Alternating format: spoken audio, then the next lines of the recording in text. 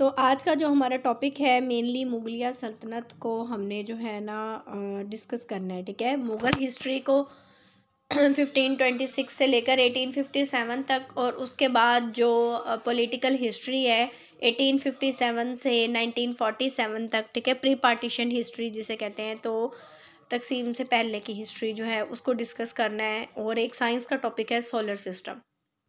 तो very important topics हैं paper के पॉइंट ऑफ व्यू से, ये काफ़ी इम्पॉर्टेंट टॉपिक हैं। ठीक है, तो सबसे पहले हम मुगलिया सल्तनत को डिस्कस करते हैं।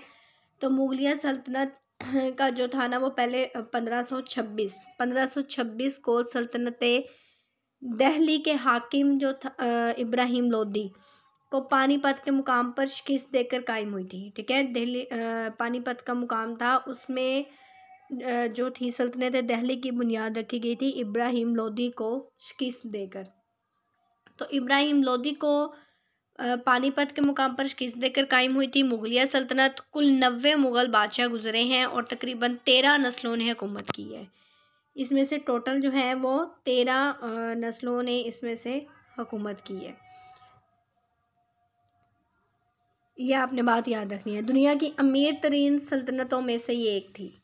ठीक है, 1526 से लेकर 1857 तक बरसगीर में मौजूदा अफ़गानिस्तान, पाकिस्तान, भारत, बांग्लादेश पर हुकूमत करने वाली ये एक मुसल्लम सल्तनत थी। ठीक है, उसके अलावा आगरा, फतेहपुर सिकरी और दिल्ली जो है दारुल हुकूमत रहे। तकरीबन 32 लाख जो है मुरब्बा किलोमीटर पर यह हुकूमत कायम थी। उसके बाद फ़ारसी दफ्तरी और रस्मी ज़बान थी, लेकिन जब उर्दू ज़बान में वजूद में आई थी ना तो उर्दू दफ्तरी ज़बान बनी थी। ठीक है, इसमें मुगलिया सल्तनत में। उसके बाद जो मुग़ल सल्तनत का सरकारी मज़हब था वो था इस्लाम, लेकिन जो अकबर के दौर में ना कुछ अरसे तक जो था उसने दीन इलाही एक मज़हब राइज करने की कोशिश की गई थी, लेकिन वो इंतशार फैलाने वाला काम था। तो लेकिन जो सरकारी मज़हब था वो इस्लाम था। उसके बाद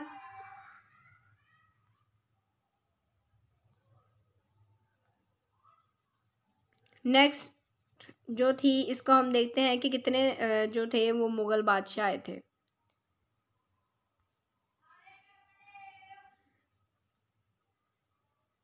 बाबर का दौर है। ठीक है, सबसे पहले बाबर ने जो थी ना वो मुगलिया सल्तनत की बुनियाद रखी थी। पहला मुग़ल बादशाह था ज़हीरुद्दीन मोहम्मद बाबर। ठीक है, 4 साल तक इसने हुकूमत की थी। इसकी पैदाइश क्या थी? ये 14 फरवरी 1483 को। ठीक है, कस्बा मतलब ये ज़्यादा अंदीजान में पैदा हुआ था, लेकिन शहर कौन सा था? फरगाना। और ये तैमूरी सल्तनत थी। ठीक है, और मौजूदा उज़्बेकिस्तान मतलब इसको कहते हैं। और इसकी वफ़ात कब हुई थी? वफ़ात इसकी 26 दिसंबर 1530 आगरा में हुई थी। ठीक है, आगरा में इसकी वफ़ात हुई थी, मगर काबुल में अफ़गानिस्तान में ये दफन है। ठीक है, बागे बाबर काबुल में अफ़गानिस्तान में दफन है, और इसकी उम्र कितनी थी? 47 साल थी। ठीक है, ये बाबर के बारे में है। उसके बाद ज़हीरुद्दीन बाबर, इसकी पैदाइश भी आ गई। ठीक है, फरगाना, ये बाकी मैं पहले बातें आपको बता चुकी हूँ। 1526 में इसने क्या किया था? इब्राहिम लोदी को पानीपत के मुकाम पर शिकस्त दी थी। ठीक है, और मुगलिया सल्तनत की बुनियाद रखी थी, और दिल्ली सल्तनत का इसने खात्मा कर दिया था। उसके बाद इसने खानवा में 1927, ठीक है, चंदौरी 1928 और घाघरा में 1929 में लड़ी गई जंग। ये थोड़ा सा यहाँ पे मिस्टेक है। ठीक है, तो इसकी मैं कुरेक्शन बाद में आपको कर देती हूँ। उसके अलावा इसकी मशहूर तसनीफ़ थी तुज़्के बाबरी। फ़ारसी और तुर्की ज़बानों का शायर भी था ये, और मौसीकी से भी इसको मतलब बड़ी दिलचस्पी थी। रिसाले अर्ज़ भी बाबर ने लिखी थी। इसके अलावा जो बाबरी मस्जिद थी ना, मुग़ल बादशाह ज़हीरुद्दीन बाबर, इसने जो है इसको तमीर की गई थी। ठीक है, 1992 में ये शहीद किया गया। पानीपत में काबली बाग की तमीर भी इसी ने करवाई थी। इसके बाद बरसगीर में जो था वो गोला बारूद और तोपों का इस्तेमाल पहली बार जो था ना बाबर ने किया था। इसकी वजह से इसने 12,000 की फ़ौज से इब्राहिम लोदी की 1 लाख, मतलब जो इब्राहिम लोदी को इसने शिकस्त दी थी, तो इब्राहिम लोदी की जो फ़ौज थी वो 1 लाख थी और बाबर की 12,000 थी।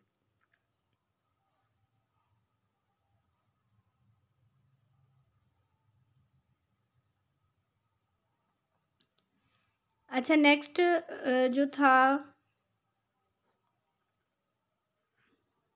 ज़हीरुद्दीन बाबर को हम लोग पढ़ रहे थे, ठीक है, कि उसने जो गोला बारूद और तोपों का इस्तेमाल किया था पहली बार, उस टेक्निक की वजह से बाबर ने 12,000 की फ़ौज से इब्राहिम लोदी की 1 लाख की फ़ौज को शिकस्त दी थी। उसके बाद 12 साल की उम्र से मरते दम तक बाबर के हाथ से जो थी वो तलवार नहीं छूटी थी, ठीक है। इसलिए उसने क्या किया था, बिल आखिर अपनी नस्ल के लिए हिंदुस्तान में एक मुस्तकिल हुकूमत मुगलिया सल्तनत की बुनियाद डालने में कामयाब हो गया था। तो एक ये एमसीक्यूज आ सकता है, पूछा जा सकता है कि मुगलिया सल्तनत की बुनियाद किसने रखी थी, तो मुगलिया सल्तनत की बुनियाद ज़हीरुद्दीन बाबर ने रखी थी, ठीक है। और उसने पानीपत के मुकाम पर इब्राहिम लोदी को शिकस्त देकर रखी थी। ये बड़ा इंपॉर्टेंट पॉइंट है, तो इसको आपने याद रखना है। नेक्स्ट जो हमारे पास आता है, ठीक है, मुगलिया सल्तनत, वो हुमायूं, ठीक है, बाबर का ही बेटा था। आगे हुमायूं, उसने 1530 से लेकर 1540 तक हुकूमत की थी, ठीक है। उसके बाद गैप आ गया था, फिर 1555 से 1556 में भी हुमायूं ने हुकूमत की थी। मतलब ये दूसरा मुग़ल बादशाह था, ठीक है। तकरीबन 11 साल इसने हुकूमत की थी। ये जो हुमायूं का मकबरा भारत के शहर दिल्ली में वाक़या है, ठीक है। और उसकी बीवी हमीदा बानो बेगम ने 1562 में बनवाया था। और नसीरुद्दीन हुमायूं का जो अगर हम देखें तो बाबर की वफ़ात के बाद, ठीक है, बाबर का ही ये बेटा था नसीरुद्दीन हुमायूं, 23 साल की उम्र में ये तख्ते नशीन हुआ था। अब हुमायूं का अपने जो भाइयों के साथ वो बहुत अच्छा सलूक था, ठीक है। उसने काफ़ी सल्तनतें जो थी उसमें से काफ़ी जो थी वो अपने भाइयों के सुपुर्द कर दी थी, लेकिन उन्होंने फिर भी इसके ख़िलाफ़ साजिशें की थी। तो उसने हुमायूं को कमज़ोर कर दिया था, जिसका फ़ायदा शेर शाह सूरी ने उठाया था, ठीक है। और उसने 1540 में हुमायूं को शिकस्त दी थी, ठीक है। 1530 से 1540 तक इसका मतलब टेन्योर रहा है। तो 1540 में शेर शाह सूरी ने इसको शिकस्त दी थी, ठीक है। और हुमायूं को एक बार नहीं बल्कि 2 बार शिकस्त हुई थी। पहली बार 1539 में, ठीक है, चौसा के मैदान में, और दूसरी बार 1540 में कनौज के मैदान में इसको शिकस्त हुई थी। फिर उसके बाद शेर शाह सूरी ने हुमायूं को हिंदुस्तान से भागने पर मजबूर कर दिया था। जब उसके बाद वो ईरान की तरफ चला गया, वहाँ उसके ईरानी खलीफे के दरबार में पनाह लेता है, ठीक है। वहाँ फिर वो एक हमीदा नामी औरत से भी शादी करता है। वहाँ से ईरान छोड़कर फिर वो उमरकोट सिंध में आ गया था, जहाँ पर अकबर की पैदाइश हुई थी, ठीक है। अकबर जो था वो हुमायूं का बेटा था। तो 12 साल अपने आप को छुपा कर रखा उसने, फिर अपनी फ़ौज तैयार की। जब उसने अपनी फ़ौज तैयार की तो 1555 में शेर शाह सूरी का जो बेटा था सिकंदर शाह सूरी को उसने शिकस्त देकर दोबारा से मुगलिया सल्तनत, अभी मैंने ऊपर पीछे बताया था ना कि 1530 से 1540 तक, दोबारा वो 1555 में आ गया था। तो फिर उसने उसके शेर शाह सूरी के बेटे को शिकस्त देकर दोबारा मुगलिया सल्तनत की हुक्मरानी की थी, ठीक है। फिर हुमायूं जो था वो 1556 में एक शाम को मतलब अपने कुतुब खाना की सीढ़ियों से उतर रहा था, ठीक है। और सीढ़ियों से उतर कर शदीद ज़ख्मी हो गया और उन्हें ज़ख्मी से इनका इंतकाल हो गया। अच्छा, इसमें एक एमसीक्यूज़ ये भी आता है कि कौन सा वो मुग़ल बादशाह था जो कि सीढ़ियों से उतरता हुआ मतलब सीढ़ियों से उतरते हुए उसका इंतकाल हो गया था, मतलब शदीद ज़ख्मी हो गया था, गिरा था, तो वो हुमायूं था, ठीक है। कुछ जगह पर ना अकबर भी आ जाता है, लेकिन अकबर नहीं था, ये हुमायूं था। हुमायूं बाबर का बेटा था, ठीक है। फिर आगे अकबर हुमायूं का बेटा था। ये पूरा एक मैप मैं आपके साथ आगे शेयर कर दूंगी, उससे आप इजीली इसको याद कर सकते हैं। अच्छा, उसके बाद ये दूसरा था। तीसरा जो था ना, अब हुमायूं के बाद शेर शाह सूरी, मैंने अभी बताया। उसके बाद आ गया था 1540 से 1545 तक उसने हुकूमत की थी। शेर शाह सूरी 5 साल तकरीबन रहा था। और शेर शाह सूरी के बारे में थोड़ा सा देख लेते हैं। शेर शाह सूरी का जो असल नाम था ना वो फ़रीद ख़ान था, ठीक है। और ये अफ़गानी था। ये इसलिए था इसका नाम कि इसने एक दफ़ा अकेले ही एक शेर को मारा था, इसी दिन से शेर ख़ान नाम पड़ गया उसका। और इसने कुछ अरसे तक बाबर की मुलाजमत भी की थी। इसके बाद इसने क्या किया था कि बंगाल, बहार और कनौज पर कब्ज़ा कर लिया, और इसने हुमायूं को शिकस्त दी और हिंदुस्तान पर अपनी हुक्मरानी की थी। इसके अलावा इसने ज़रूरी इस्लाहात का काम भी शुरू करवाया, ठीक है। सहसराम से पेशावर तक ग्रैंड ट्रक रोड की तमीर भी करवाई थी। और इसने फल और इसके साथ साथ किनारे पर इसने फल और फलदार अशजार भी, मतलब दरख्त भी लगवाए थे। सड़कें भी तमीर करवाईं। सबसे पहला डाक का निज़ाम भी शेर शाह सूरी ने नाफिज किया था। उसके बाद इसने वफ़ात पाई थी, कलिंजर में वफ़ात पाई, ठीक है। और इस्लाम शाह सूरी, इसके बाद जो था इस्लाम शाह सूरी हुक्मरान बना था, फिर सिकंदर शाह सूरी बना था, इसी के बेटे थे, ठीक है। फिर शेर शाह सूरी के बेटे सिकंदर शाह सूरी को हुमायूं ने, अभी मैंने पीछे पढ़ाया था कि हुमायूं ने उसे शिकस्त देकर दोबारा से मुगलिया सल्तनत में आ गया था, वो 1555 में। अब इसके बाद हुमायूं के बाद तीसरा मुग़ल बादशाह कौन सा आता है? अकबर। अब अकबर जो है वो हुमायूं का बेटा है। 1556 से लेकर इसने 1605 तक हुकूमत की थी, ठीक है, जलालुद्दीन अकबर। और जलालुद्दीन अकबर जो है, जलालुद्दीन अकबर ने तकरीबन 49 साल हुकूमत की थी, ठीक है। और इसको बड़ा स्ट्रॉन्ग मुग़ल बादशाह भी कहते हैं मुग़ल हिस्ट्री का। इसने 15 अक्टूबर 1545 उमरकोट सिंध में पैदा हुआ था ये, ठीक है। और 13 अक्टूबर 1605 में आगरा में इसने वफ़ात पाई थी। और इसका मकबरा, इसको अकबर आगरा में ही है, ठीक है, मकबरा अकबर। अब जलालुद्दीन अकबर में 14 साल की उम्र में ही इसको मुग़ल बादशाह बना दिया गया था, ठीक है। और इसके तीसरे फरमारवा हुमायूं का बेटा था। और ये अगर कहा जाए कि ये मुगलिया सल्तनत का कामयाब तरीन बादशाह था, ठीक हो गया। इसने जो था अपने टेनोर में बहुत सी कामयाबियां समेटी थी और अपनी सल्तनत को बंगाल से अफ़गानिस्तान तक, फिर कश्मीर से दक्कन में दरियाए गोदावरी तक फैल गई थी इसकी सल्तनत। फिर इसने एक हिंदू औरत थी जोधा बाई, उससे शादी की, ठीक है। और उससे इसका बेटा था जहांगीर, जिसको सलीम भी कहते हैं, ठीक है। सलीम था लेकिन उसका नाम तो जहांगीर है। तो दीन इलाही के नाम से इसने एक नया मज़हब भी मुतारिफ़ करवाया था, लेकिन ये बड़ा इंतहा पसंदाना इक़दाम था। इसकी वजह से अकबर के हिंदू रत्नों की मुसलसल कोशिशों का नतीजा था। इसके 9 हिंदू रत्न हैं, मतलब जिनकी वजह से ये कामयाब हुआ था, 9 लोग हैं। उसका डिटेल भी हम आगे पढ़ते हैं। वो खुद अनपढ़ था लेकिन इसने अपने ऐसे लोग जमा कर लिए थे, मतलब जिनको बहुत ज़्यादा इल्म था, ठीक है। इसलिए इसने इनकी बदौलत इसने पूरे 50 साल जो थी ना ये हुकूमत की थी। अकबर के दौरे हुकूमत में मुग़ल सल्तनत मतलब दौलत में 3 गुना बढ़ गई थी और उसने एक बड़ा ताकतवर फ़ौजी निज़ाम भी तश्कील दिया था। इसके अलावा उसने क्या किया था, गैर मुस्लिमों पर जो फ़िरका वाराना टैक्स था वो भी ख़त्म किया और उनको अच्छे ओहदों पर लगाया। फिर मुग़ल अकबर को उसके बेटे शहज़ादा सलीम ने बाद में शहनशाह बनाया, ठीक है। अकबर ने बाद में अपने बेटे को शहनशाह बनाया और शहज़ादे सलीम को जहांगीर के नाम से जाना जाता है। अकबर आज़म के 9 रत्न, मतलब 9 कहते हैं 9 आदमियों की कौंसल थी, उसके बारे में मैं आपको आगे डिटेल से बताती हूँ। फर्स्ट में राजा बीरबल थे, ठीक है।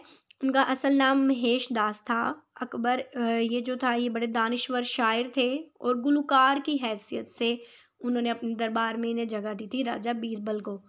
उसके बाद अब्बुल फजल फैज़ी थे, ये भी 3 शहज़ादों के उस्ताद रहे, ठीक है। तारीख़, फ़लसफ़ा और जो तिब के माहिर थे, ठीक है, मेडिसिन वगैरह के। फिर अब्बुल फजल अलामी थे, ये अपने वक़्त का इलामा और बुलंद पाया मुसन्निफ़ था, ठीक है। और अकबर के दीन इलाहा का इजरा का सबब भी मतलब इसी ने दीन इलाही जो था ना नाफिज़ किया था। और अकबरनामा और आईन अकबरी मशहूर तसानीफ़ हैं इसकी। फिर तानसेन था, ये भी मौसीकी की दुनिया का एक बड़ा नाम है, ठीक है। हिंदुस्तान का मौसीकार आज़म था। पैदाइशी लिहाज से तो हिंदू थे लेकिन जवानी में इन्होंने इस्लाम कबूल कर लिया था। फिर अब्दुल रहीम खान है, ये मुख्तलिफ मार्कों में इसको सिपाहियाना काम थे, ठीक है। इसके मतलब ये बड़ा बहादुर सिपाही था, आलिम फाजिल था। और उसके अलावा राजा मान सिंह थे, ये अकबर का वफ़ादार और मिलनसार था। अकबर की फ़ौज का सिपह सलार था, ठीक है। और उसके अलावा मिल्ला दो प्याज़ा है, इसका भी असल नाम अब्बुल हसन था, मुल्ला दो प्याज़ा, ठीक है। राजा टोडरमल थे, 22 सूबों का ये दीवाने कुल और वज़ीर थे। नहायत काबिल थे, ठीक है। पाबंदी आईने अहकाम में किसी को रायत नहीं देते थे। फिर मिर्ज़ा अज़ीज़ कोकलताश, आपकी वालदा ने अकबर को दूध पिलाया था, ठीक है। मिर्ज़ा अज़ीज़ कोकलताश की वालदा ने अकबर को दूध पिलाया था, लिहाजा वो अकबर बादशाह के रिज़ाई भाई भी कहलाए थे, ठीक है। खाने आज़म का खिताब भी इन्हें हासिल हुआ था। ये अकबर के 9 रत्न थे जिसकी वजह से उसने पूरे 50 साल हुकूमत की थी। फिर अकबर ने क्या क्या तमीर करवाया था, शाही किला लाहौर भी इसने तमीर करवाया, ठीक है। उसके अलावा इसने आलाबाद का नाम भी मुग़ल शहनशाह अकबर ने रखा, किला आलाबाद, ये किला भी बादशाह अकबर ने 1575 में बनवाया था। फिर आगरा का किला, उत्तर प्रदेश आगरा, इलाहाबाद किला, अजमेर किला, ये सारे अकबर की तामीरात हैं। तो इसमें से भी एमसीक्यूज आ जाता है कि आगरा का किला जो था, आगरा फोर्ट, वो किसने बिल्ड करवाया था, तो वो अकबर ने बिल्ड करवाया था। तो ये थोड़े से आप इनकी तामीरात को याद कर लीजिएगा। इसके बाद अकबर के बाद आता है जहांगीर। ठीक है, अकबर का ही बेटा था जहांगीर। उसने 1605 से लेकर 1627 तक हुकूमत की थी। चौथा मुगल बादशाह था। तकरीबन 22 साल इसने हुकूमत की थी।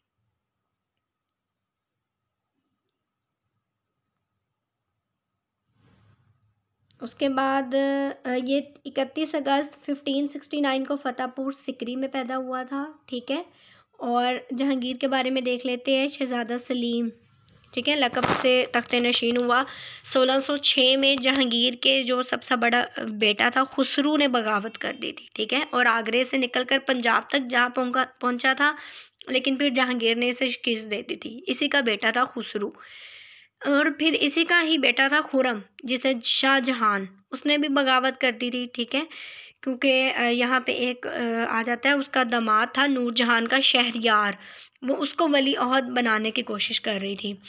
फिर आखिरकार 1625 में जो शाहजहान और जहांगीर के दरमियान जो बाप बेटा थे, उसमें सुलह हो गई थी। ठीक है, इसने क्या क्या काम किए थे, इसने कान, नाक और हाथ वगैरह काटने की सज़ाएं मनसूख कर दी थी, और शराब और जो बाकी नशावर अशिया का इस्तेमाल भी इसने बंद कर दिया था। कई नाजायज़ महसूलात हटा दिए। फिर ख़ास दिनों में जानवरों का ज़िबा भी बंद कर दिया इसने। और इसने एक जंजीर लटकाई थी अपने महल की दीवार से, जिसे जंजीर अदल भी कहा जाता था। इसके अलावा मुग़ल अफ़वाद का सिपहसालार महाबत खान था। ठीक है, जो मुग़लों का वफ़ादार खादिम था। इसने नूरजहाँ के रवैये की वजह से बगावत कर दी थी, क्योंकि वो अपने दामाद को वली अहद बनाने की कोशिश कर रही थी। तो उसने क्या किया था, जहांगीर को कैद कर लिया। बाद में फ़ौज में फूट पड़ गई, तो जहांगीर आज़ाद हो गया, और उसकी वजह से फिर महाबत खान जो था ना, वो फ़रार हो गया था। बेगम शाही मस्जिद लाहौर, मोती मस्जिद लाहौर तमीर करवाई इसी ने। ठीक है, फिर 1627 में कश्मीर से वापस आते वक्त रास्ते में ही ये जो था, ये भिम्बर के मुकाम पर इंतकाल कर गया था नूरुद्दीन जहांगीर। इसकी मैयत को फिर लाहौर लाया गया था। ठीक है, और वहाँ दफन हुआ ये। और ये मकाम अब मकबरा जहांगीर के नाम से मशहूर है, जहाँ पे ये दफन हुआ था। जहांगीर के बाद शाहजहान, अभी मैंने पीछे पढ़ाया था। 1627 के बाद ना, ये देखिए, शहरयार मिर्ज़ा नूरजहान का दामाद भी जो था ना, वो तख्ते नशीन हुआ था। ठीक है, 1627 से लेकर सिर्फ उसने 1 साल हुकूमत की थी। उसके बाद शाहजहान आ गया था। ठीक है, जहांगीर का ही बेटा था शाहजहान। फिर उसने हुकूमत की थी 1628 से लेकर 1658 तक। 5वां मुग़ल बादशाह था। तकरीबन 30 साल इसने हुकूमत की थी। ठीक है, 5 जनवरी 1592 किला लाहौर में इसकी पैदाइश हुई थी, और 22 जनवरी 1666 किला आगरा में इसकी वफ़ात हुई। ठीक है, ताजमहल के अंदर इसका मकबरा है। ये यहाँ ताजमहल के अंदर इसका मकबरा है जहांगीर का। अब शाहजहान जहांगीर का आगा बेटा था, 5वां मुग़ल बादशाह। ठीक है, इसका नाम, असल नाम खुरम था। और शाहजहान की जो वजह शोहरत थी वो ताजमहल थी, और मुमताज़ महल बीवी से उसकी मोहब्बत की दास्तानें वगैरह हैं। ठीक है, और शाहजहान के बारे में ये भी कहा जाता है कि ये मुग़लों में से सबसे ज़्यादा पुरकशिश बादशाह था। फिर इसमें शाहजहान ने नए सिक्के भी बनवाए थे। ये सिक्के चांदी, सोना, कांसे और तांबे के बनाए गए थे। और इसने दरिया जमुना के नज़दीक वाक़ लाल किला भी जो था ना, ये, अच्छा, रेड फोर्ट, एक MCQ आ जाता है PPSC में कि red fort is built by, कि रेड फोर्ट जो था, लाल किला, वो किसने तमीर करवाया था, तो वो शाहजहां ने तमीर करवाया था। ये आपने अच्छे तरीके से याद कर लेना है। इसके बाद मोती मस्जिद आगरा, जामिया मस्जिद आगरा, दिल्ली वगैरह तमीर करवाई इसने। ठीक है, उसके बाद मुग़ल शहनशाह शाहजहां ने तख्त नशीनी के बाद अपने लिए एक नहायत कीमती तख्त तैयार करवाया था, जो तख्त ताऊस कहलाता है। ठीक है, मतलब इस तख्त का ये था कि 13 गज़ अर्ज़, 2.5 गज़, और बुलंदी इसकी 5 गज़ थी, और ये 6 पायों पर कायम था। ठीक है, और ये खालिस सोने के बने हुए थे। तो तख्त ताऊस भी जो था, वो किसने अपने लिए तमीर करवाया था, शाहजहां ने। 1658 में शाहजहां को उसके बेटे औरंगज़ेब आलमगीर ने माज़ूल कर दिया और खुद शहनशाह बन गया। अच्छा, अब आगे अगला जो बादशाह था ना वो शाहजहाँ का बेटा ही था, और वो कौन था? औरंगज़ेब आलमगीर। छठा जो मुग़ल बादशाह है वो औरंगज़ेब है। इसने 1658 से लेकर 1707 तक हुकूमत की थी। तकरीबन 49 साल इसने हुकूमत की थी। औरंगज़ेब ने वफ़ात पाई और औरंगाबाद में इसका मकबरा है। औरंगज़ेब के बारे में देख लेते हैं। मुग़लिया सल्तनत का आखिरी बासर बादशाह था, ठीक है। और मुग़लिया सल्तनत औरंगज़ेब के दौर पर अरूज में थी, और मुग़लों में सबसे लंबे अरसे तक इसने हुकूमत की थी, ठीक है। और 1645 में गुजरात के गवर्नर बने। उसके अलावा शाहजहां की बीमारी के दौरान में ही दारुल मतलब जो उसका भाई था उसने तमाम इंतज़ाम हुकूमत अपने हाथों में ले लिया था। औरंगज़ेब ने मुराद जो उसका भाई था मिलकर दारुल के मुकाबला किया, और अजीन के करीब और सामूगढ़ के करीब लड़ाई हुई, जिसमें जो था वो औरंगज़ेब को कामयाबी हुई थी। इसके बाद इसने क्या किया था कि 1679 में जिज़िया लागू किया, सिर्फ उन लोगों पर जो मुग़लिया सल्तनत के लिए नहीं लड़ते थे, ठीक है। इसमें उसने औरतों, बुज़ुर्गों, बच्चों वगैरह को माफ़ी दे दी थी। हिंदुओं पर ज़्यादा टैक्स लगाया था। और इसने क्या क्या तमीर करवाई थी? इसने मोती मस्जिद तमीर करवाई थी, बादशाही मस्जिद तमीर करवाई थी, और श्रीनगर कश्मीर में भी इसने एक मस्जिद तमीर करवाई जो आज भी कश्मीर की सबसे बड़ी मस्जिद है। औरंगाबाद में भी बीबी का मकबरा बनवाया, और इसके अलावा सूफ़ी बुज़ुर्ग सैयद अब्दुल रहीम शाह का मज़ार भी इसने तामीर करवाया था। तामीरात आपने अच्छे तरीके से तैयार कर लेनी है, इसमें से भी MCQs आ जाते हैं। अच्छा, औरंगज़ेब के बाद इसी का बेटा था बहादुर शाह वन, ठीक है। 7वां मुग़ल बादशाह था कुतुबुद्दीन मोहम्मद मौज़म, जिसको बहादुर शाह वन भी कहते हैं, और तकरीबन 5 साल इसने हुकूमत की थी। 14 अक्टूबर 1643 में बरहानपुर में पैदा हुआ था। उसके बाद इसने लाहौर में वफ़ात पाई थी, मगर दिल्ली की मोती मस्जिद में इसको जो था वो दफन किया गया था।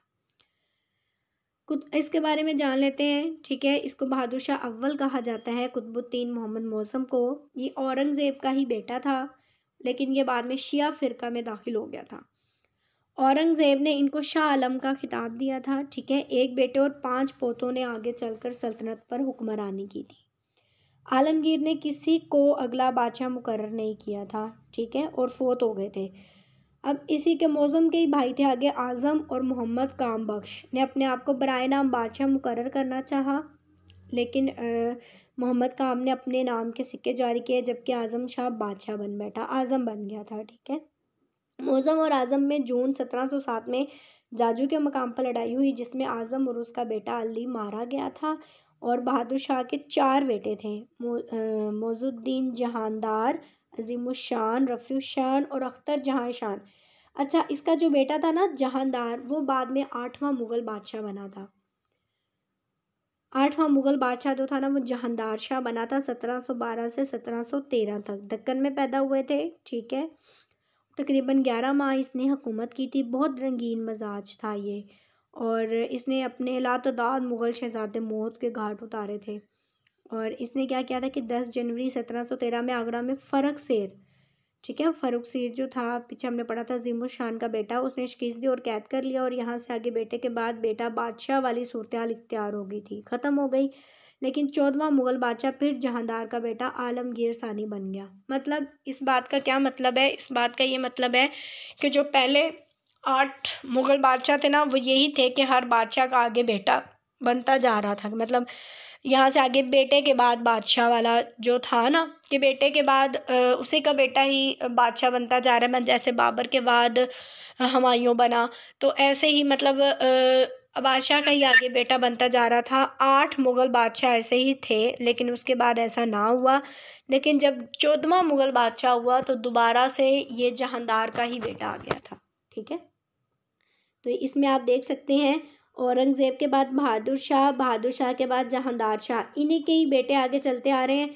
लेकिन फिर आगे बहादुर शाह के ही जो थे ना आगे अज़ीमुशान, रफ़ीशान, ठीक है, खजिस्ता अख्तर, ये उसके भाई थे बहादुर शाह के ही। फिर आगे जहांदार, इसके बाद जो अज़ीमुशान का जो बेटा था ना फ़र्रुख सेर, ये बना था।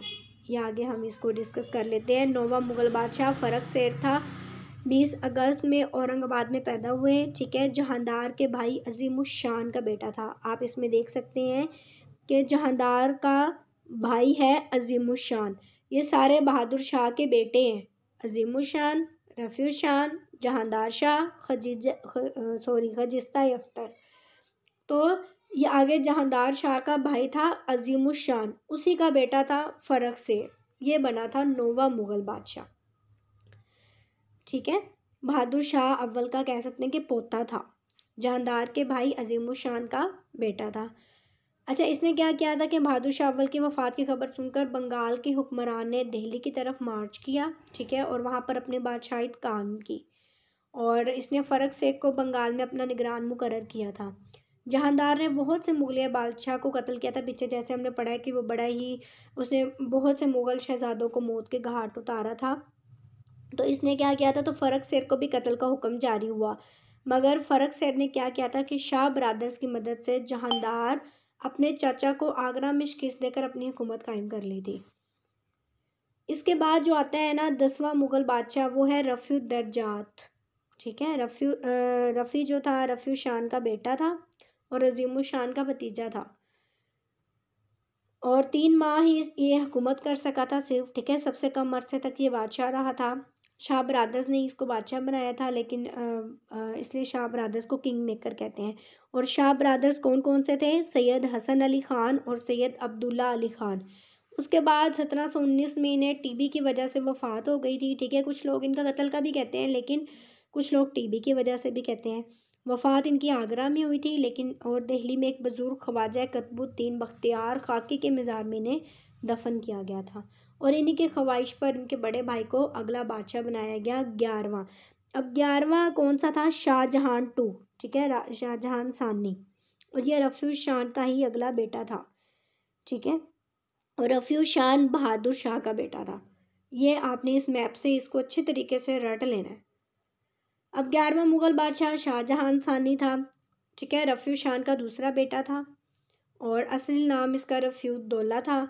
अपने भाई रफ़ीउद्दर्जात की तरह शाह बरदरान ने भी बादशाह बनाया। कठपुतली हुक्मरान था ये। ठीक है, शाह बरदरान ने, पीछे मैंने आपको 2 शाह बरदरान के नेम बताए हैं।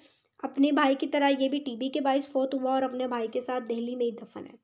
फिर 12वां मुग़ल बादशाह जो है, 12वां मुग़ल बादशाह बना था मोहम्मद शाह, और मोहम्मद शाह किसका बेटा था? खजिस्ता अख्तर का बेटा था, और खजिस्ता अख्तर किसका बेटा था? बहादुर शाह का बेटा था। ठीक है, बहादुर शाह का बेटा था खजिस्ता अख्तर। ठीक है, जहांदार का भाई था, और उसका बेटा मोहम्मद शाह 12वां मुग़ल बादशाह बना था, जिसको मोहम्मद शाह रंगीला के नाम से भी याद किया जाता है। ठीक है, 17 साल की उम्र में शाह ब्रादर्स ने ही इनको बनाया था। ठीक है, लेकिन इसने क्या किया? शाह ब्रादर्स को कत्ल और कैद कर दिया। ज़्यादातर वक्त इसने ऐशो निशात परस्ती में ही गुजारा था। ठीक है, मोहम्मद शाह और नादिर शाह के दरमियान, मतलब मोहम्मद शाह रंगीला और नादिर शाह के दरमियान जंग हुई थी करनाल के मुकाम पर। अब नादिर शाह कौन था? नादिर शाह जो था ना, वो ईरान का बादशाह था, और उसके बाद बड़ी अच्छी फ़ौज थी, और मॉडर्न, मतलब उसके बाद तोपें बड़ी अच्छी थीं, और उसकी फ़ौज भी कम थी। नादिर शाह की फ़ौज भी कम थी, और 55,000 फ़ौज थी उसकी जस्ट, और उससे उसने जो था मोहम्मद शाह रंगीला की 1 लाख फ़ौज को शिकस्त दी थी। और उसने इतना दिल्ली को लूटा, उसने बहुत ज़्यादा दिल्ली को लूटा कि उसके पास इतनी दौलत आ गई थी कि उसने इक़्तिदार में आने के बाद तकरीबन 3 साल तक उसने कोई भी टैक्स नहीं लगाया था। ठीक है, फिर नादिर शाह की वफ़ात के बाद अहमद शाह दुरानी, ठीक है, जो कि नादिर शाह की फ़ौज का ही जनरल था, और अफ़गानिस्तान में दुरानी सल्तनत का बानी था, के साथ में मोहम्मद शाह की मानोपोर के इलाके में जंग हुई थी। मतलब नादिर शाह की, अहमद शाह जो दुरानी था, उसकी मोहम्मद शाह के साथ जंग हुई थी, जिसमें अहमद शाह को शिकस्त हो गई थी, लेकिन मुगलिया फ़ौज के बहुत से सिपाही मारे गए थे, जिसका गम मोहम्मद शाह रंगीला की मौत का बाइस बना। और दिल्ली में जो मौजूद है निज़ामुद्दीन औलिया के मज़ार में ये दफन है। ठीक है, मोहम्मद शाह रंगीला। उसके बाद 13वां मुग़ल बादशाह अहमद शाह, मोहम्मद शाह रंगीला का ही बेटा था अहमद शाह। उसने 1748 से लेकर 1754 तक हुकूमत की थी। मोहम्मद शाह रंगीला का बेटा था। 22 साल की उम्र में ये बादशाह बना। ठीक है, और फिर अहमद शाह अब्दाली ने दूसरी बार मुगलिया सल्तनत पर हमला किया। मराठों से शिकस्त हो गई थी उसको सिकंदराबाद के मुकाम पर।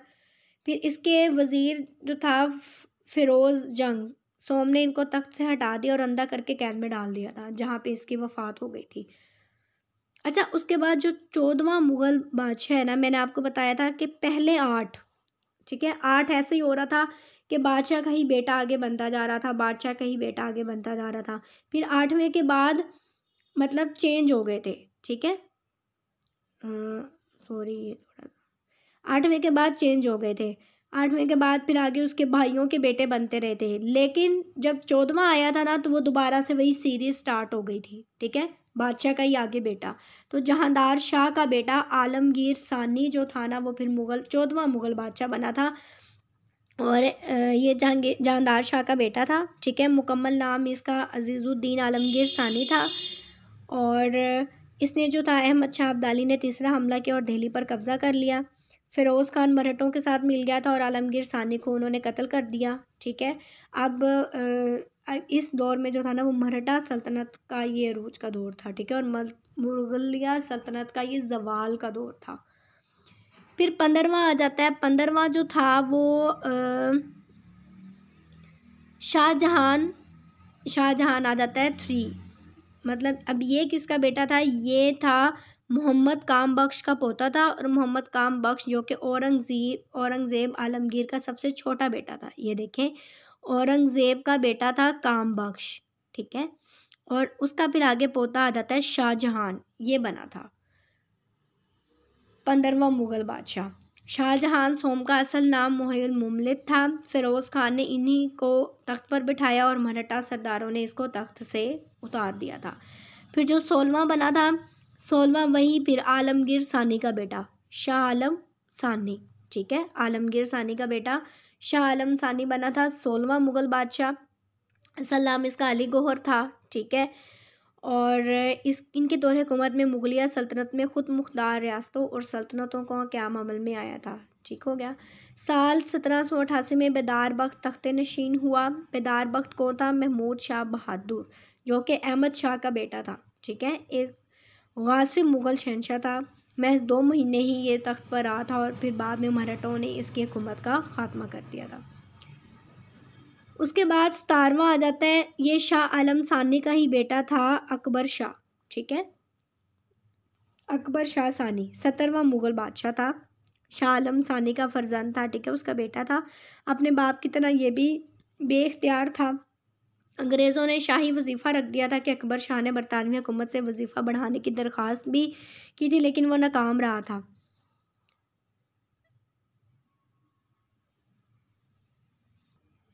ठीक है, यहाँ तक हम पहुँच गए थे। अकबर शाह सानी, ठीक है, 17वां मुग़ल बादशाह था। और उसके बाद जो 18वां था वो बहादुर शाह ज़फ़र था, ठीक है। बहादुर शाह ज़फ़र के बारे में बड़े MCQs आते हैं PPSC के अंदर। ये 24 अक्टूबर 1775 में दिल्ली में पैदा हुए थे, ठीक है। इनका जो सिलसिला नसब था वो 11वीं पुश्त में शहंशाह बाबर से मिलता है।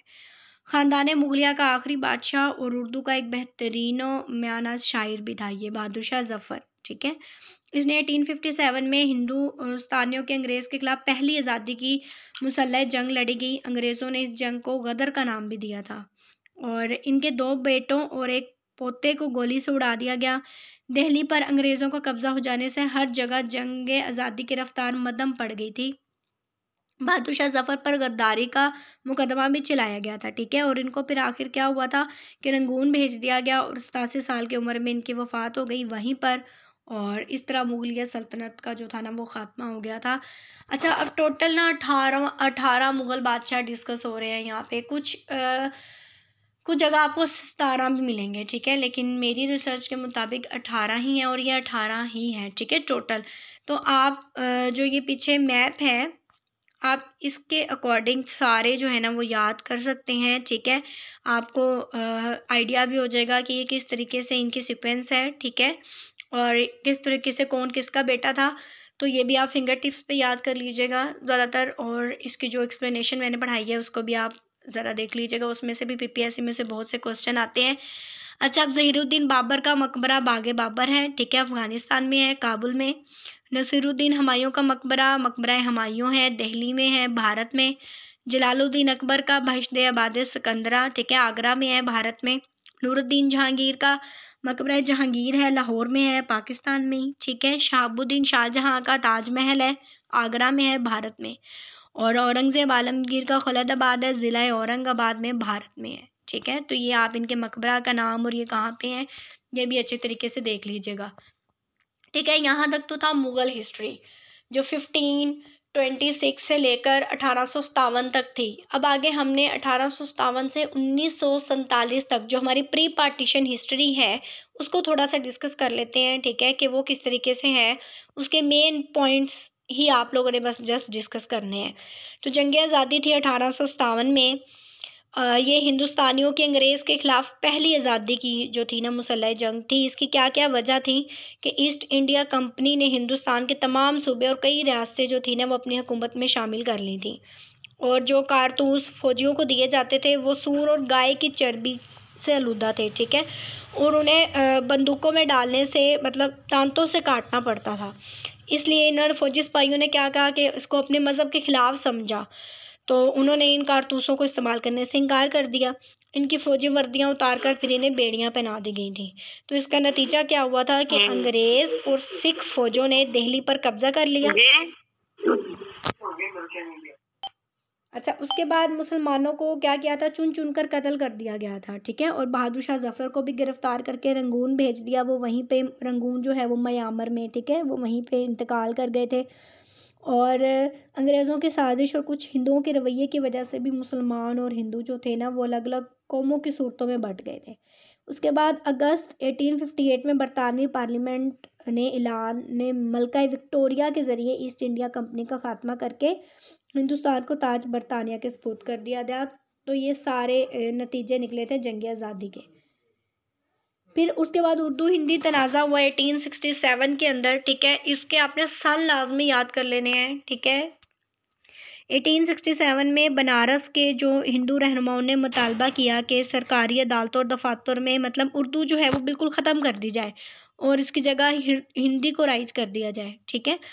हिंदुओं को इतराज़ था कि जो उर्दू थी ना वो कुरान के रस्मुल ख़त में लिखी जाती थी, इसलिए उर्दू की जगह हिंदी या देवनागरी रस्मुल ख़त जारी किया जाए।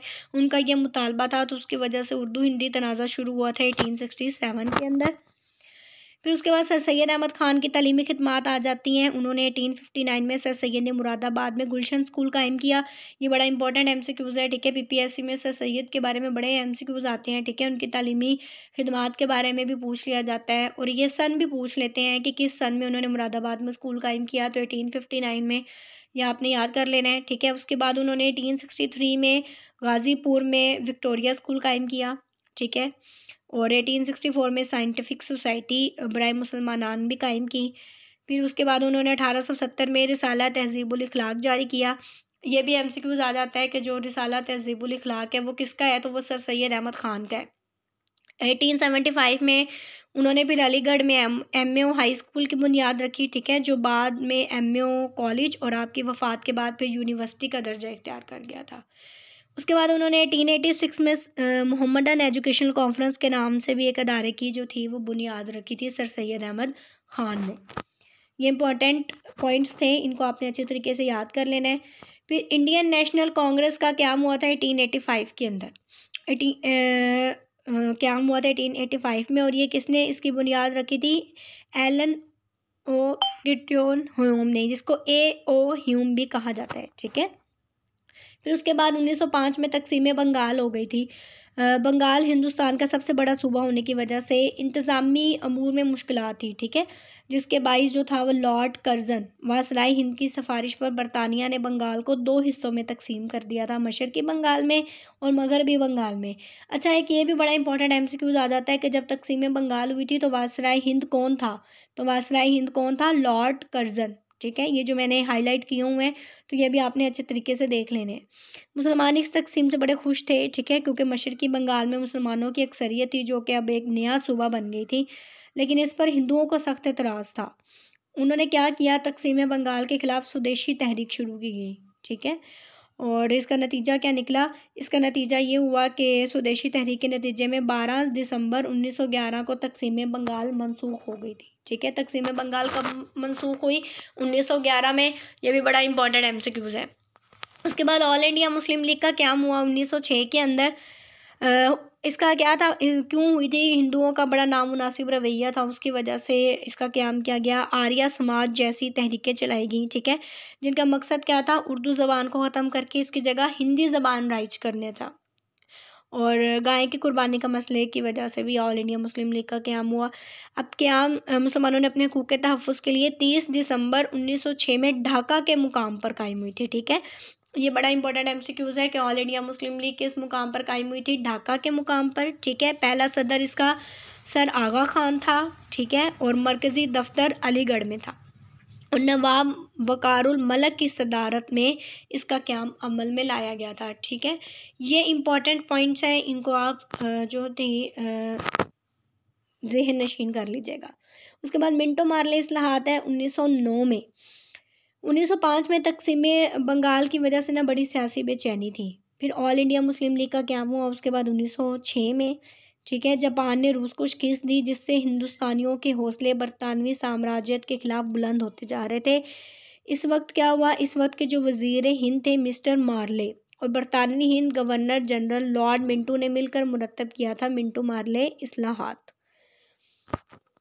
उसके बाद पहली जंग अज़ीम हुई 1914 से लेकर 1918 तक, ठीक है। जंग अज़ीम एक आलमी जंग थी। इसका आगाज़ कहाँ हुआ, यूरोप में इसका आगाज़ हुआ था, और ये जंग 28 जुलाई 1914 से 11 नवंबर 1918 तक जारी रही थी, ठीक है, जिसमें आप देख सकते हैं रूस, फ्रांस, बरतानिया, इटली, अमेरिका ये इत्तेहादी थे, ठीक है, और ऑस्ट्रिया, जर्मन सल्तनत उस्मानिया और बुल्गारिया इनको शिकस्त दी थी, और उसके बाद कई नए मुल्कों का इससे क़याम हुआ था।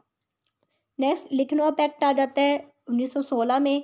मुस्लिम लीग और कांग्रेस के दरमियान मिसाक लखनऊ हुआ 1916 में, जिसके कांग्रेस ने जुदाखाना इंतखाबात के असूल को तस्लीम कर लिया था, ठीक है, जो बाद में 1919 में होने वाली बरतानिया इस्लाहात में शामिल हुआ। उसके बाद मोंटेगो चेम्सफोर्ड इस्लाहात आ जाती हैं 1919 में। इस वक्त के वज़ीर हिंद थे मोंटेगो, और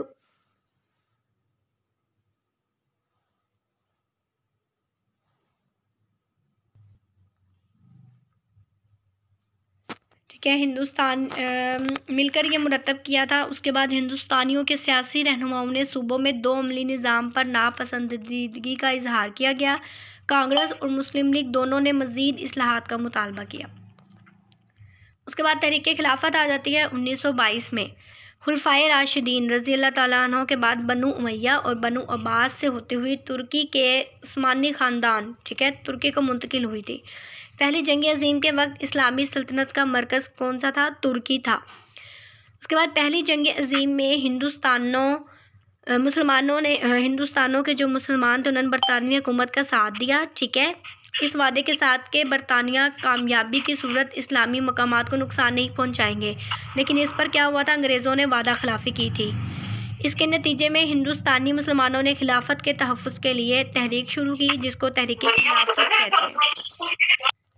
अच्छा, इसके बाद क्या हुआ था कि इसके नतीजे में हिंदुस्तानी मुसलमानों ने खिलाफत के तहफ़्फ़ुज़ के लिए तहरीक शुरू की, जिसको तहरीक खिलाफत कहते हैं, ठीक है। तुर्की की खिलाफत, इसके क्या मेन पॉइंट्स थे कि तुर्की की खिलाफत बरकरार रखी जाए, मकामात मुक़द्दसा जैसे मक्का मुकरमा, मदीना मुनव्वरा वो तुर्की की तहवील में ही रहे, और तुर्की सल्तनत को तकसीम ना किया जाए। अब रोल्ट एक्ट के खिलाफ कांग्रेस, मुस्लिम लीग और तहरीक खिलाफत में इत्तेहाद था, और उसी तहरीक पर ही हिंदू रहनुमाओं ने मुसलमानों का जो था ना वो साथ दिया था। इसके बाद साइमन कमीशन आ जाता है 1927 में, ठीक है। बरतानवी हिंद के तकरीबन तमाम जो सियासी पार्टियां थी ना उसने इस कमीशन के बाइकआउट का ऐलान कर दिया था। इस मौका पर ऑल इंडिया मुस्लिम लीग 2 हिस्सों में तकसीम हो गई थी। पहला गुरु जो था वो जिना लीग का था, ठीक है, जो कि इस कमीशन से बाइकआउट में हक में थी, जबकि एक था शफ़ी लीग कमीशन जो कि इसके साथ ताउन करने के हक में थी। फिर नेहरू रिपोर्ट है 1928। साइमन कमीशन के बाइकआउट के बाद मकामी सियासी पार्टियों ने मोतीलाल नेहरू की सरबराही में एक 9 रुकनी कमेटी कायम की थी, ठीक है, और कमेटी ने जो आइनी रिपोर्ट तैयार की है उसे नेहरू रिपोर्ट के नाम से याद किया जाता है, और ये रिपोर्ट जो थी वो अगस्त 1928 में शाया हुई। फिर जिना के 14 निकात आए 1929 में। ये भी इम्पॉर्टेंट पॉइंट है कि पाकिस्तान कायदे आज़म के 14 पॉइंट्स कब आए 1929 में। तो 28 मार्च 1929 को दिल्ली में ऑल इंडिया मुस्लिम लीग के इजलास में नेहरू रिपोर्ट के जवाब में 14 निकात जो थे वो पेश किए गए थे। फिर उसके बाद खुतबा अलाहाबाद का भी सन पूछा जाता है, ठीक है। तो यह अल्लामा इकबाल ने दिया था 1930 में, ठीक है। 1930 को मुस्लिम लीग का सालाना इजलास इलाहाबाद में मुनक्किद हुआ था और इसमें इसकी जो सदारत थी ना वो अल्लामा मोहम्मद इकबाल ने की थी। और हिंदू और मुसलमान 2 अलग कौमें हैं, इनमें कोई भी कदर मुश्तरक नहीं है, ये खुतबा अलाहाबाद का पॉइंट था। और सूबाए पंजाब, सूबाए शुमाल, मगरबी सरहद, सिंध और बलोचिस्तान को एक रियासत की शक्ल दी जाए, इसमें यह मुतालबा किया गया था। फिर उसके बाद गोल मेज़ कॉन्फ्रेंस। अच्छा, ये भी बड़ा इंपॉर्टेंट है, इस दफ़ा भी पीपीएससी में जो रिसेंटली पेपर हुए हैं उसमें क्वेश्चन आया हुआ था। गोल मेज़ कॉन्फ्रेंस का सन पूछ लेते हैं। टोटल 3 गोल मेज़ कॉन्फ्रेंस हुई थी और तीनों की तीन ही लंदन में हुई थी, ठीक है। लंदन में हुई थी तीनों। पहली 1930 में, दूसरी 1931 में, तीसरी 1932 में। बरतानिया की नए मुंतखब वज़ीर आज़म रैमज़े मैकडोनल्ड ने साइमन कमीशन की सिफारिशात को मंजूर करते हुए और हिंदुस्तान में आइनी तातुल को जो था वो दूर करने के लिए हिंदुस्तान के लीडरों को लंदन बुलाया, ठीक है, ताकि आइन के बारे में उनकी रजामंदी हासिल की जा सके। पहला दौर अब कहा जाता है कि 10 नवंबर 1930 को शुरू हुआ गोल मेज़ कॉन्फ्रेंस का, जो कि 19 जनवरी 1931 तक जारी रहा। फिर दूसरा जो था वो 7 सितंबर 1931 को शुरू हुआ और 1 दिसंबर 1931 तक जारी रहा। फिर तीसरा और आखिरी दौर 17 नवंबर 1932 से 24 नवंबर 1932 तक लंदन में मुनक्किद हुआ। अब गोल मेज़ कॉन्फ्रेंस में नाकामी के बाद हुकूमत बरतानिया ने अपनी तरफ से एक आइन नुमा कानून की मंजूरी दी थी, जिसे क्या कहा जाता है, हुकूमत Hind Mujaria government of India act 1935 का नाम दिया गया। ये भी एमसीक्यूज आ जाता है, गवर्नमेंट ऑफ इंडिया एक्ट किस सन में दिया गया था, तो 1935 में। अच्छा, उसके बाद हिंदुस्तान में सूबाई इंतखाबात हुए थे 1937 में। इसमें देखिए इंतखाबात के नतीजे में हिंदुस्तान की तारीख में पहली मरतबा कांग्रेसी वजारतें कायम हुई थी। अच्छा, एक एमसीक्यूज आ जाता है कि कांग्रेसी वजारतें कब कायम हुई थी, तो कांग्रेसी वजारतें 1937 में कायम हुई थी, ठीक है, और 1939 में इनका खात्मा हो गया था, ठीक है। 1937 से लेकर 1939 तक कांग्रेसी वजारतों का दौर रहा था। तो इसमें आप देख सकते हैं कि टोटल जो थी 1585 सूबाई नशिस्तों पर इंतखाब लड़ा गया था, ठीक है। पहला जो इसमें विन किया था उसने जवाहरलाल नेहरू, और ये इंडियन नेशनल कांग्रेस का सदर था। 707 नशिस्तें इसने जीती थी। फिर ऑल इंडिया मुस्लिम लीग 106 नशिस्तें इन्होंने जीती थी। मोहम्मद अली जिन्ना इसके सदर थे। फिर यूनिस्ट पार्टी थी पंजाब, उसने 101 सीटें हासिल की थी। सिकंदर हयात खान उसके सदर थे। तो कांग्रेसी वजारतों को तकरीबन 2 साल तक काम करने का मौका मिला था, ठीक है, 1937 से लेकर 1939 तक। फिर नवंबर 1939 में कांग्रेस और अंग्रेज़ के दरमियान दूसरी जंग अज़ीम में इख्तिलाफ की वजह से वजारतों को मुस्ताफ़ी होना पड़ा, ठीक है। 1939 में मुस्ताफ़ी हो गई थी और मुस्लिम लीग ने फिर कायदे आज़म की हदायत पर 22 दिसंबर 1939 को योम निजात मनाया था। ये भी इम्पोर्टेंट पॉइंट है कि योम निजात कब मनाया गया, 1939 में। उसके बाद करारदाद पाकिस्तान पेश की गई 1940 में। 23 मार्च 1940 को लाहौर के मिंटो पार्क में ऑल इंडिया मुस्लिम लीग के 3 रोज़ा सालाना इजलास के इख्तिताम पर वो तारीखी करारदाद मंजूर की गई थी, ठीक है। और करारदाद लाहौर किसने पेश की गई थी, मौलवी फजलुल हक ने पेश की थी, ठीक है। और 1940 में ये करारदाद पाकिस्तान पेश की गई थी। फिर उसके बाद शिमला कॉन्फ्रेंस आ जाती है 1945 में। Shimla conference 1945 viceroy of India Lord Wavell और बरतानवी हिंद के बड़े सियासी रहनुमाओं के दरमियान शिमला के मुकाम पर एक मुलाकात थी, ठीक हो गया। हिंदुस्तान की खुद मुख्तार हुकूमत के लिए वावेल मंसूबे पर इत्तफाक और मंजूरी के लिए इत्तफाक किया गया। फिर बाद में जो था इस दौरान बरतानिया में नए इलेक्शन हुए थे, उसमें लेबर पार्टी कामयाब हो गई थी। उसके बाद इंतखाबात हुए 1945 से 46 के दरमियान। अब इसमें क्या हुआ था इसमें ये हुआ था कि जबकि मुस्लिम लीग ने इसमें बड़ी मरकज़ी असम्बली में मुस्लिम लीगों की जो सीटों की तादाद थी ना वो 30 थी, तमाम पर वही कामयाब रही थी। और जिसके बाद सूबाई असम्बली जो थी वो मुस्लिम सीटों की तादाद कितनी थी, 495 थी, जिसमें से 434 सीटें मुस्लिम लीग ने, मतलब जो इंतखाबात हुए थे ना 1945 से 46 के दरमियान, तो उसमें जो वाज़ह कामयाबी हासिल हुई थी वो मुस्लिम लीग को हासिल हुई थी। उसके बाद कैबिनेट मिशन प्लान है 1946। इंतखाबात 1946 के फ़ौरन बाद हुकूमत बरतानिया ने हिंदुस्तान की जो गुत्थी सुलझाने और करने के लिए 3 वज़रा पर मुश्तमिल एक मिशन हिंदुस्तान भेजा, और ये मिशन कैबिनेट मिशन या वजारती मिशन के नाम से भी याद किया जाता है। उसके अलावा फाइनली योम आज़ादी पाकिस्तान मनाया गया। बरतानवी कानूनी आज़ादी हिंद 1947 के तहत 15 अगस्त 1947 को पाकिस्तान और भारत ने बरतानिया से आज़ादी हासिल कर ली थी।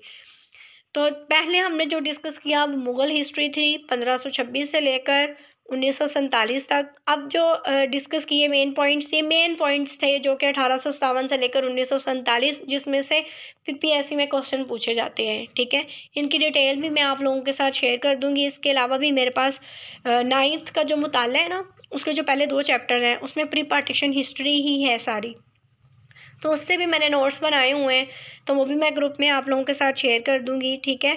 और ये भी आप लोगों के साथ शेयर कर दिया जाएगा। इसके बाद जो आज का हमारा टॉपिक था वो था सोलर सिस्टम पे। एक मैंने थोड़ा सा साइंस का टॉपिक लिया था, इसको हम थोड़ा सा देख लेते हैं। सोलर सिस्टम में से भी पीपीएससी में ज़रूर क्वेश्चन पूछा जाता है, ठीक है। हमारा जो सोलर सिस्टम है, आपको पता है कि हमारे सोलर सिस्टम में 8 प्लैनेट्स हैं। आप लोग पढ़ते आ रहे हैं पहले 9, लेकिन प्लूटो को अब इसमें से निकाल दिया गया है, ठीक है, रिसेंट। तो अब 8 प्लैनेट्स हैं total: Mercury, Venus, Earth, Mars, Jupiter, Saturn, Uranus, Neptune. अब इनके सीक्वेंस याद करना आपके लिए बड़ी ज़रूरी है। तो इनकी सीक्वेंस आप ऐसे भी याद कर सकते हैं, जैसे कि अगर आप एक याद कर लें, जैसे my very excellent mother just served nuggets. तो माई से एम से मरकरी, वेरी का वी से वीनस, एक्सीलेंट का ई से अर्थ, मदर का एम से मार्स, जे से जुपिटर, सोल्ड का एस से सैटर्न, एस से यू से यूरेनस, और नगेट्स से एन से नेपच्यून। क्योंकि आपको पता होना चाहिए कि मतलब जो सन के ज़्यादा नज़दीक है, जैसे कि मरकरी ज़्यादा नज़दीक है और नेपच्यून कह लें तो वो काफ़ी दूर है, ठीक है, लास्ट प्लेनेट है। तो ये आपको इसकी तरतीब अच्छी तरीके से सीक्वेंस याद होनी चाहिए। सबसे पहले हम थोड़ा सा गैलेक्सीज को डिस्कस कर लेते हैं। हमारा जो सन है ना is one of trillions of stars in the universe. Stars जो हैं वो एक दूसरे के साथ ग्रेविटी के थ्रू जो है ना वो हेल्ड है। और huge huge group of star क्या कहलाता है, मतलब ग्रुप ऑफ स्टार्स को क्या कहते हैं, गैलेक्सी कहते हैं। और हमारी जो यूनिवर्स है वो थाउजेंड्स ऑफ गैलेक्सीज से मिलकर बनी हुई है। आपको जो इमेजेस नीचे दिखाई गई हैं, आप कर सकते हैं कि जो यूनिवर्स है वो थाउजेंड ऑफ गैलेक्सीज से मिलकर बनी है। अगर आप गैलेक्सी को देखें तो वो ग्रेविटी से हेल्ड हुई हुई है। और सोलर सिस्टम हमारा पूरा जो है ना वो प्लैनेट्स हैं, 8 प्लैनेट्स में, that are found throughout galaxies. अच्छा, अब मिल्की वे भी एक गैलेक्सी का नेम है, और जो हमारा सोलर सिस्टम है ना वो मिल्की वे गैलेक्सी का पार्ट है। ये मैं अभी आपको सिर्फ थोड़ा थोड़ा, ये आज हमारी फर्स्ट डेमो क्लास है ना, तो मैं आपको थोड़ा सा बता रही हूँ। अभी जब हम अपने पेड ग्रुप में क्लासेस लेंगे तो मैं सोलर सिस्टम आपको बड़ा डिटेल के साथ पढ़ाऊँगी, ठीक है। तो इनर प्लैनेट्स, अब एक आउटर प्लैनेट्स हैं और इनर प्लैनेट्स, 4 इनर प्लैनेट्स हैं, 4 आउटर प्लैनेट्स हैं। अब 4 इनर प्लैनेट्स कौन से हैं, जिसे टेरेस्ट्रियल प्लैनेट्स भी कहते हैं? मरकरी, वीनस, अर्थ, मार्स, ये इनर प्लैनेट्स हैं। मरकरी को देखा जाए तो फास्टेस्ट ऑर्बिटिंग प्लैनेट है, ठीक है, प्लैनेट नियरेस्ट टू द सन, सन के सब नियरेस्ट है बहुत ज़्यादा। और one side of the planet can be 800 degrees Fahrenheit when the other can be -280 degree. मतलब सेम टाइम में प्लैनेट का एक पार्ट इतना हॉट है और एक इतना कोल्ड है। वीनस आ जाता है, ऑन वीनस मतलब only 91% of what you way on earth. और वीनस का has 90 times the pressure of earth. और वीनस में जो है वॉल्केनोज हैं, ठीक है, और रोटेट करता है in the direction opposite to Earth. उसके बाद अर्थ आ जाता है। अर्थ जो है वो 23 आवर्स एंड 56 मिनट का 1 अर्थ डे है, मतलब जिसे हम 24 घंटे का कह लेते हैं, ठीक है। और एक जो अर्थ का साल है वो 365 डेज़ का है। और Earth is warm enough to keep most of its water from freezing and cold enough to keep, मतलब वो कह रहे हैं कि अर्थ इतनी वार्म, इतनी इनफ है कि वो फ्रीजिंग से बचा सकती है वाटर को, और इतनी कोल्ड है कि वाटर को बॉयल होने से भी बचा सकती है। टेम्परेचर इसका कितना है? Between -13 degree Celsius and 37 degree Celsius. उसके बाद मार्स है। Mars is in the form of ice, ice की फॉर्म में है, ठीक है। वोल्केनिक हिस्ट्री है इसकी भी, वोल्केनोस पाए जाते हैं इसके अंदर। और अब हम आउटर प्लैनेट्स को देख लेते हैं, इसको हम गैस प्लैनेट्स भी कहते हैं, जोवियल प्लैनेट्स भी। जुपिटर, सैटर्न, यूरेनस, नेपच्यून आता है इसके अंदर। अब जुपिटर जो है ये लार्जेस्ट प्लैनेट है सोलर सिस्टम के अंदर। ये PPSC में काफ़ी दफ़ा क्वेश्चन पूछा गया है कि लार्जेस्ट प्लैनेट कौन सा है, तो लार्जेस्ट प्लैनेट जुपिटर है। Has a great red spot, और इसका जो 9 आवर्स एंड 54 मिनट का एक जुपिटर डे है, ठीक है, शॉर्टेस्ट डे। और इसमें प्रेशर बहुत ज़्यादा होता है। सैटर्न जो है वो सेकंड लार्जेस्ट प्लैनेट है सोलर सिस्टम के अंदर, 95 टाइम्स मोर मैसिव है अर्थ के अंदर। और सैटर्न के अंदर लार्जेस्ट रिंग्स प्रेजेंट होती हैं। The rings are made of icy particles. और सबसे ज़्यादा जो मून प्रेजेंट है ना, मून किसके हैं? सैटर्न के। अब यूरेनस ये डिस्कवर्ड हुआ है 1781 के अंदर। ब्लू ग्रीन होता है इन कलर, ठीक है। Moons are named after Shakespearean plays and form from other broken moons. अब नेपच्यून डिस्कवर्ड हुआ 1846 के अंदर। Interior releases thermal energy to its outer layer, thermal energy release करता है। 8th planet after Pluto until 1999, ठीक है। अब हमारे प्लैनेट्स को और स्पेस को ऑर्बिट में कौन रखता है? ग्रेविटी और इनर्शिया। तो मतलब ग्रेविटी और इनर्शिया जो है ये ऑपोजिट डायरेक्शन में करते हैं, और ये हमारे जो है प्लैनेट्स को जो है वो एक ऑर्बिट में रखे हुए हैं। अदर स्पेस ऑब्जेक्ट्स भी हैं, जैसे कॉमेट्स हैं, एस्टेरॉइड्स हैं, मेटेओराइड्स हैं, ठीक है। स्पेस में प्लैनेट्स के अलावा भी हैं, जैसे कॉमेट है तो ये एक स्मॉल बॉडी है जो कि डस्ट रॉक, कह लें कि डस्ट रॉक, गैस और आइस से मिलकर बनी है।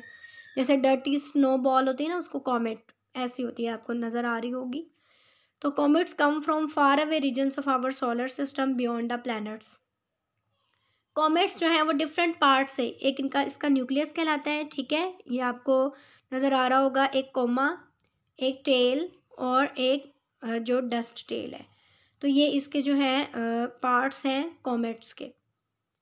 ये मैं बड़ा डिटेल से पढ़ाऊँगी जब हम अपनी रेगुलर क्लासेस लेंगे, ठीक है। एस्टेरॉइड्स कौन से हैं? एस्टेरॉइड्स लार्ज पीसेस होते हैं स्पेस रॉक के, ठीक है। इरेगुलर शेप्स हैं, डिफरेंट शेप्स के एस्टेरॉइड्स होते हैं, तो ये हम आगे डिटेल के साथ पढ़ेंगे।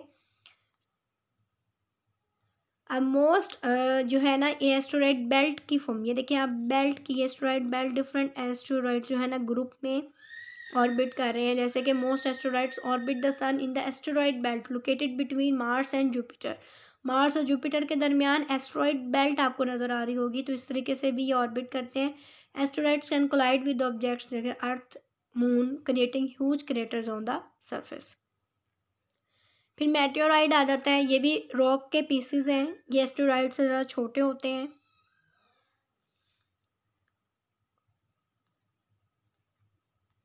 अच्छा, और when small meteoroids enter the Earth atmosphere they usually burn up and make a fiery trail as it falls, और इसको मेटेओराइड या शूटिंग स्टार भी कहते हैं, ठीक है। और जो मेटेओर्स जो कि land on Earth are called meteoroids, जो कि अर्थ पे लैंड करते हैं उन्हें मेटेओराइड्स कहते हैं।